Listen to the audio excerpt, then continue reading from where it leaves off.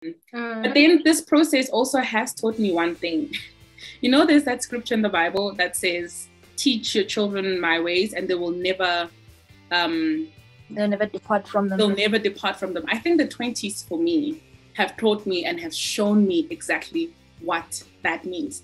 Like, no matter how much I, in my head, feel I'm straying, I know you're doing too many things. You are, you know, and of course, my too many things are not a different person's too many things. But even in doing, like, I'm still saying, okay, Lord, I know, you know, I'm committing this very way to you. You still go back. I'm committing it and I'm saying, walk with me because, when life hits me and I'm shocked, that's the being I go back to. I kneel down. I'm like, Lord, listen here. This is I'm back. It's me again. I'm back. Yeah, I'm back. But eventually it became a thing of, because I started understanding, I suppose, the deep, like having a relationship with Christ for yourself and seeing and experiencing Him for yourself. Because eventually when now it became a thing of, I have a certain time, a specific time where I'm like, this is specifically for prayer and just talking to my Father. I've actually seen that it does change a lot of things, you know, and even with the whole thing of saying, Hore, our generation is the microwave generation. We also expect God to work a microwave, to do the methodology, a microwave. I'm praying like now and I want to do it now. Miracles. So. No, yeah. And on that point, like, I was just feeling like on the point of instant gratification, microwave generation, like, sometimes you just feel like I worked so hard in Varsity, like I deserve like a higher salary or whatever. So I also feel that way.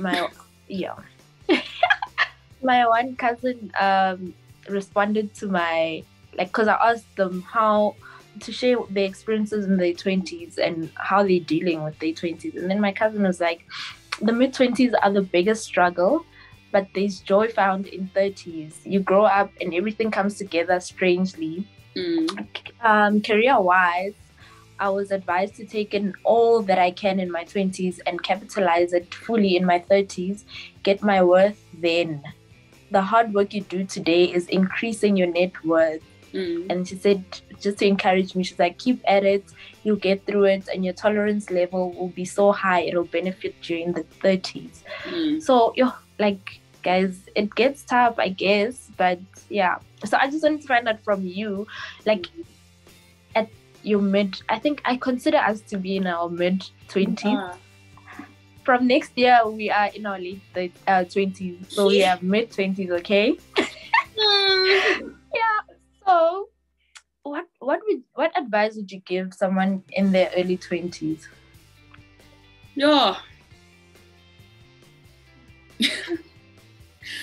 What advice would I give someone really? I think if I am to imagine what I would tell myself, like at the 20-year-old me, would be like what we were speaking about, or don't rush. You know, like, don't rush things. And even though it's very difficult to focus on one thing at a time, I think there is a lot of benefits in not wanting to be everywhere, especially when you're in varsity. Because, I don't know, there's just this thing of, like you're saying, when you get here, you want to do literally everything. And then you find yourself just having to, you know, I've seen this in other people. By God's grace, I didn't have to experience it where, you know, now how okay, I've done this, I've trusted friends too much, I've done what my friends were doing. Also, because we come from very different backgrounds, you know, we come from different provinces, financial backgrounds as well are very different. Getting here and you kind of like lose yourself as a person wanting to, you know, be able to fit into those circles that you are now gaining, you getting, you know, because at the same time, you're also trying to redefine yourself. Okay, this is who I am right now. I'm trying to be this type of a person. I still have me inside, but I want to be like this. I want to be like that. So I think I don't know what I can say, but I think what I would like to have, you know, 20-year-olds do is take a step back. Like, don't rush into friendships. Don't rush into wanting to identify with a certain type of people, especially when you find yourself doing not just new things, but doing things that are out of character, doing things that you feel you need to do in order to maintain your status with these people. And also understanding what it is. Life is difficult, life is hard, you know, but you also need to understand your own circumstances. Well, while my friends are going goody what, you know, and I'm not saying party-wise, I'm not saying people shouldn't party. People should party and do whatever they want to do. But what I'm saying is being able to understand that I get 500 rands on a monthly basis as groceries and everything. You know, I need to manage this amount and it needs to get me through the month so that I don't end up being stranded. And you could have a friend who gets 2.5. Not only that, they still get pocket money. Like this is money for groceries, and then they get pocket money on top of that. So groceries only. Yeah. Oh, exactly. And then you get the type of friends who have the boyfriends who try to, you know, pull them up into their own quality of life, or I don't know, like lifestyle. Yes, lifestyle. I've seen all these things and they just don't work. Like, because you need to be able to do things for yourself and still be able to live and breathe. Because yes, we want all these beautiful, flashy things, you know, you want to be able to now and then take yourself out and do this and do that. But if you do it because your other friends or your new circles are doing them and you're trying to fit in, or you're rushing yourself to do it because somehow you're trying to see if you'll feel a different way, it becomes difficult because now you need to keep doing more things in order for you to, I don't know, to sustain that. And, you know, more go higher also. And I can't do 1, 2, 3. People come to university, all of a sudden HIV status changes, and you're asking yourself, for how? So I think freedom comes with responsibility. Let me say that. Freedom comes with responsibility. You need to be accountable to yourself, not anyone else but yourself. So I don't know if that is advice, but I'm just giving different things that I've seen, you know. So I think that's what people getting into their 20s, coming to university, living away from home, need to understand and follow their instincts as well. Just last week, I heard the most saddening, heartbreaking thing ever from one of the people bako skolo, you know, to say, oh, yeah, there's this child at this res, I'm not going to mention, who got shot. Like, she was shot and killed. And how this happened was, she was just chilling with her friend, you know, not doing anything, like korumunya high, not wanting to go out. And then a different group of friends came and they said, let's go. Deep down in her heart, she did not want to go anywhere. And even her friend said, Ori, but, you know, you just want to chill. But they kept forcing and forcing. So I think that's where also now knowing yourself and knowing how to be grounded, that's where it comes in as well. Not that I'm saying she wasn't grounded or anything. She might have also probably been manipulated by, this is your last year, we're going into the 4th block, you know, enjoy yourself before we enter the 4th block. They went wherever they went. Wanabatu, out of everyone, was the only one that was shot. She's the only one that passed away. That broke my heart. And that is not the first thing that, you know, it's not a first experience, or not experience, but like it's not the first time of me hearing about this, about something like this. I've heard of different things, and you're just like, but how does this happen? How, it doesn't make sense. You start thinking about the parents now. So essentially, you should remember that you have a life where you came from. And not that you need to still live that way, but you need to be accountable to yourself mainly, not to your very strict parents, but to yourself. Wow, that's powerful. Actually, I wish I had someone to tell me things like that. Not that I forgot who I was, but there's just a lot that happens in varsity, guys. Like, there's a lot. And I was very, very fortunate that I was grounded. I was that staunch Christian, that was, yeah. And then I guess things like, life happens, and then not that I lost my direction, but I kind of took a left turn. But I'm back. Even in losing, I think sorry to interject.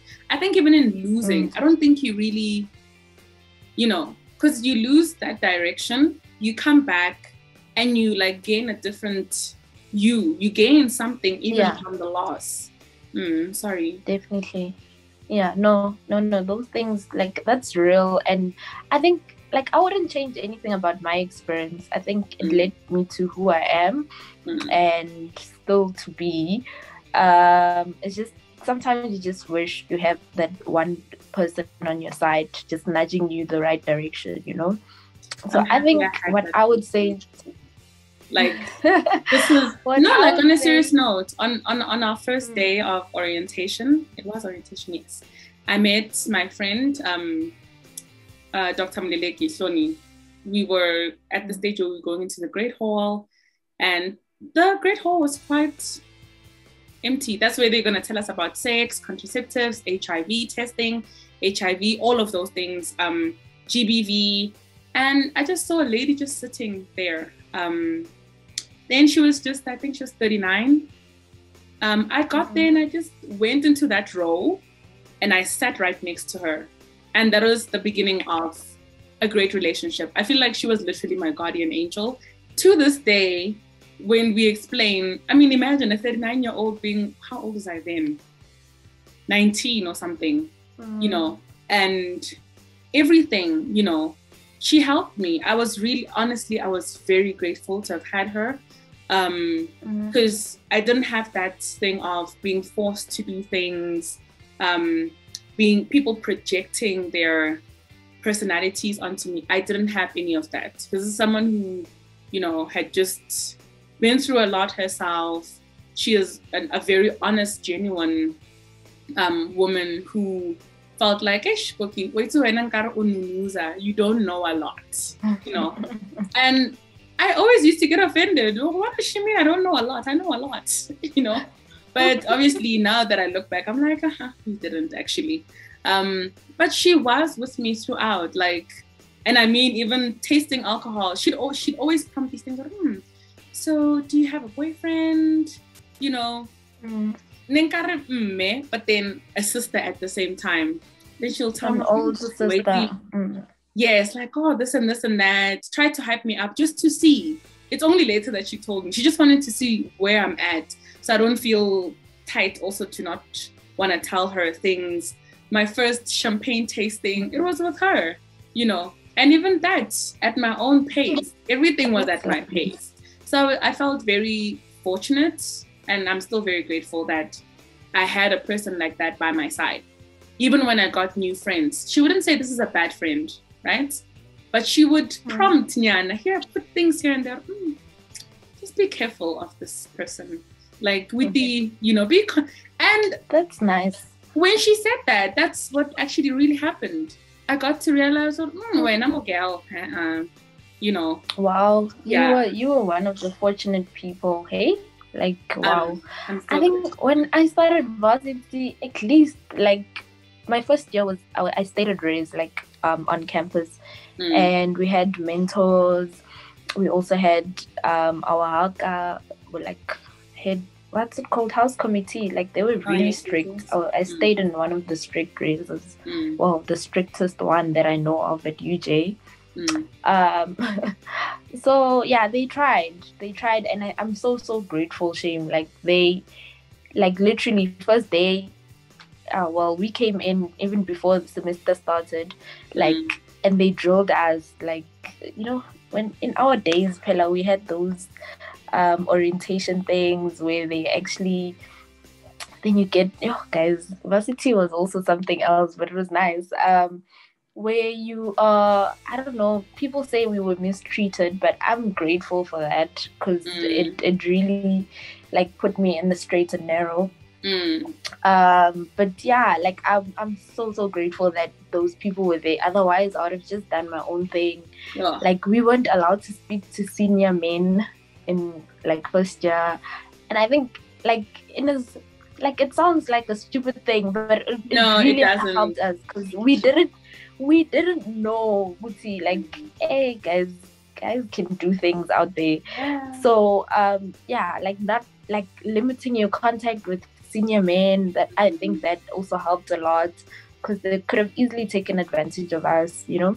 Of course, how to be like, well, you don't know anything, they just like fresh meat, you know.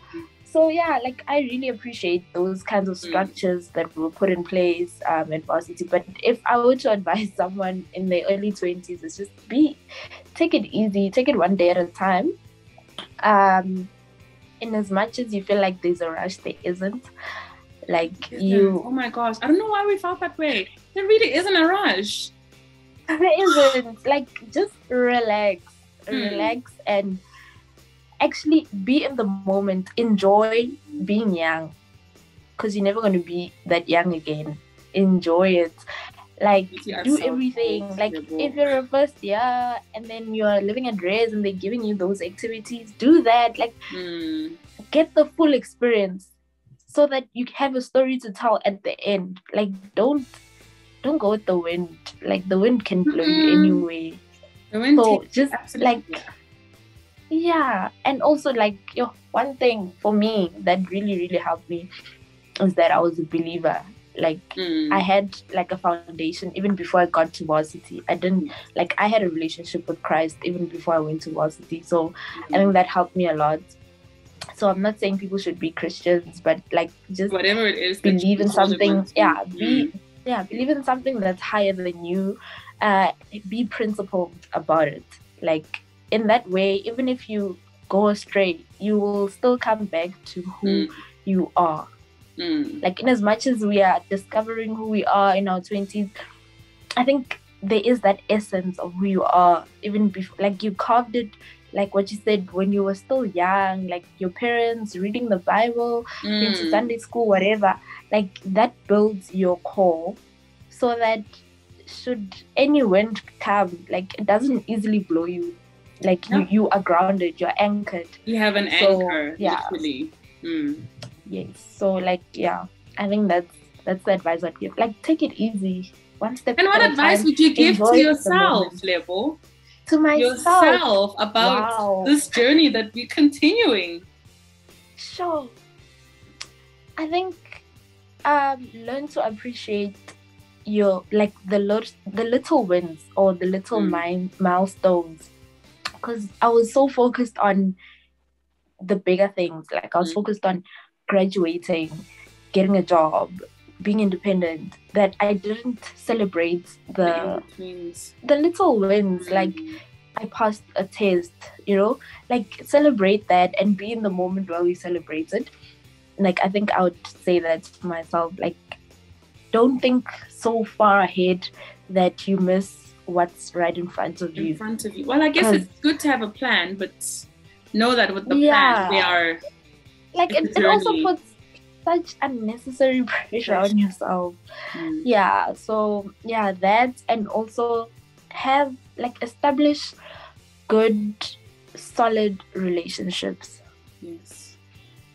Like, don't there's nothing wrong with not aligning with other people. It's fine. And I think that's why maybe in varsity, like, I had a lot of friends, and then like, as the years went on, like, they narrowed down. Literally, I only have like 2-3 friends from varsity, you know. All the time I didn't have friends, just by the way. You know when you say that prayer Yeah, and you're like, Lord, take everyone away, and he does, and you're like, flip, hold and he up. literally does. Yeah. But yeah, not to say, see, don't make friends, but Yeah. build those solid relationships that like Yeah. lifelong relationships. Mm. Because especially for people who don't have friends from like when they were still young, childhood friends or high school friends or not, I think that is a sad life. I think I'm very blessed. Like, I'm very blessed to have friends, and it's friends, real friends, and they've stuck with me since back then. So those are like people who will tell you, hey, we used to walk from Campus Square to Brixton. There were no Ubers, things like that. Like, I love that. Like, I love that you know my history. Like, you don't just know the perfect picture, the grown-up level that can take care of herself. You know me to the core. You know what I've been through. So build solid relationships that will carry you even in difficult times like that. Not that I didn't do that, but I think I'd say that to myself, emphasize it even more. Yeah. Oh, that's beautiful. That is beautiful.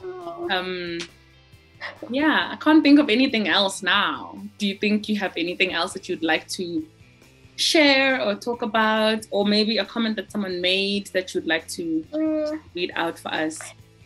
Nah, I think I've exhausted all my comments. The others, I think we just talked about the struggles. Like, people were just sharing these struggles to say, hey, we're rough.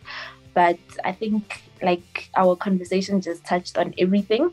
And we also give some tips for people. I think we should have this again, maybe on another topic. I don't know. We definitely, I think this should be a thing. I totally agree with you.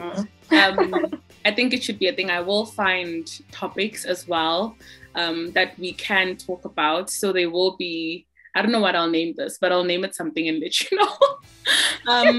But I think we should have more of these talks because they do help with, even as we speaking and, sharing experiences, it helps with processing the stuff that that I'm going through, that, okay, remember, because sometimes it is very easy to tell someone, don't rush, do this, do that. But when it comes back, reminding yourself, Koketso, stop rushing, slow down, slow down. And it's obviously not an easy thing that's just now, you're just going to stop, It's a process where you need to constantly remind yourself that, okay, remember that it's not the end of the world. Process what you're going through. And today, I think what I was reminded of when I was in my deeply sad moment was, and I suppose also it was God reminding me as well, but even the sad moments, like what I need to understand is that everything has time, everything has a season.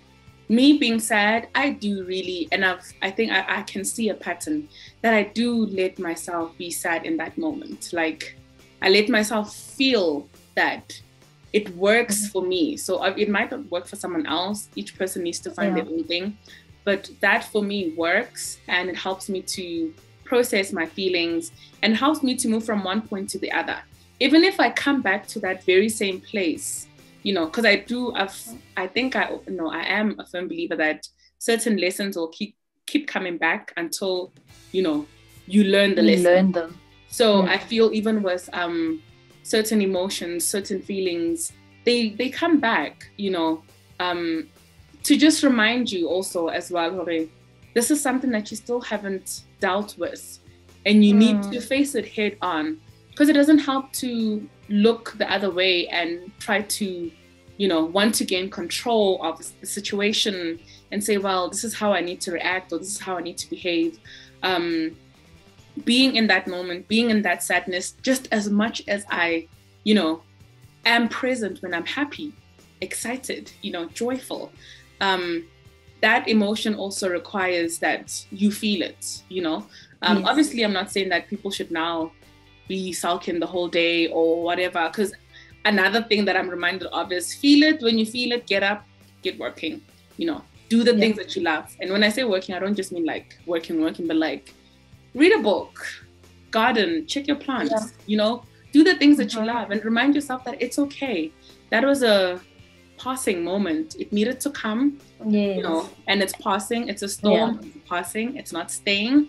You know, as we say in Sepedro, you know, like, how can it just be there the whole time? So I think it's just also those things, drawing and looking in and reminding oneself that it will pass. It's not here to stay. And that we need to recognize seasons for ourselves, for our lives. So that right now I am in this season. So, oh wow, I feel like now I just told myself what I need to do and keep remembering. Yeah, because now I'm always learning, Sham. Learning from the things that I'm saying, learning from the things that other people are saying. Even in giving advice to another person, you yourself also do need that advice. So I am very happy that I had this conversation with you. Same. My viewers, you guys can look forward to more, because definitely there will be more. And this video obviously is going to be uploaded into 2 separate things, because I won't be able to upload the whole thing. But thank you so much for opening up this conversation, for us to talk about it, and for being willing, you know, to talk about it. I'm really, really grateful for that.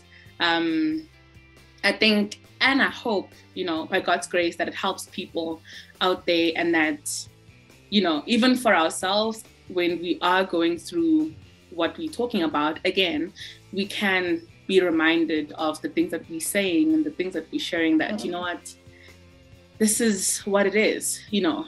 Of late, I also do this breathe in, breathe out. It's so real, guys. It works. I think mindfulness, feeling, you know, feeling your being. It helps to ground you. It helps you to remind you that, you know, you here. I just remembered what Zuko would say. Koki, where are you? And I'd need to be like, I'm here. Koki is here, like I'm right here, I'm standing here, my feet are on the ground, I'm present. So we'll have more of these conversations. Thank you for watching, guys. Thank you to Lebogang, Levo, for being Koketso, you know. We were here, we spoke, we shared our feelings, we shared some of your guys' quotes. It really was great sharing this, honestly. And I do look forward to more, and just talking about other things mindfully also. And, you know, even as we share these things, we're not saying we're perfect at all. We just sharing things that we feel other people could also benefit from. And we also somehow indirectly continue to benefit from them. So I do hope that you guys will look forward to the next ones. Please put in your comments down below, as Lebo said earlier, that some of you guys may want to put stuff in the comment box. That way we're able to continue the conversation. You know, you guys can give us ideas on what you would like to have the both of us specifically talk about when we do talk again. But yeah, thank you guys so much. Thanks, Kaz, and bye, everyone. Bye.